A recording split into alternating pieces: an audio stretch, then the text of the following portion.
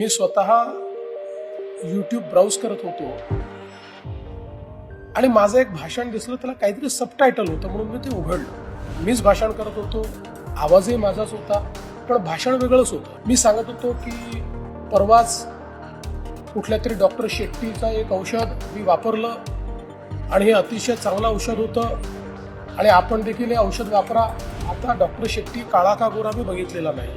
त्यामुळे एआयचा उपयोग करून इथे डीप फेकही नाही आहे. It is very simple. I am talking.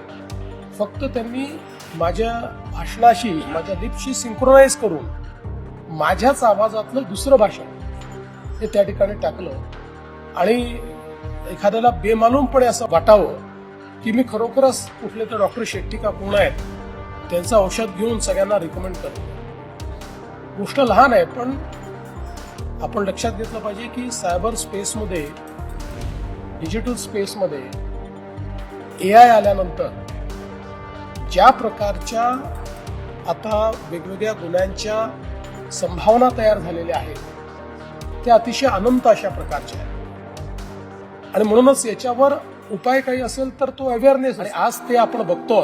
मगाशी याचा उल्लेख झाला, अक्षयजींनी उल्लेख केला, सेक्स्टॉर्शन किंवा अशा प्रकारे लोकांना वेगवेगळ्या प्रकारे त्यांची आयडेंटिटी तयार करणं किंवा त्यांच्या आयडेंटिटी चोरणं किंवा त्यांचा डेटा चोरणं आणि मग त्यातनं सायबर बुलिंग करणं, सेक्स्टॉर्शन करणं, या सगळ्या गोष्टी खूप मोठ्या प्रमाणात आपल्याला पाहायला मिळतात. आणि दुर्दैवाने अजूनही समाजामध्ये अशा गोष्टी घडल्यानंतर लोक पुढे येत नाहीत किंवा खूप वेळा लोक समाज काय म्हणेल, आमच्याला काय नावं ठेवले जातील, आमची किती बदनामी होईल असा विचार करून अशा प्रकरणांना बळी पडतात आणि त्यातनं मग आपल्याला हे पाहायला मिळतं की आत्महत्येपर्यंत प्रकरणं गेली आहेत, मेंटल ट्रॉमा झालेला आहे, अगदी मुलं जी आहेत ती अभ्यास करणं सोडून दिलेलं आहे.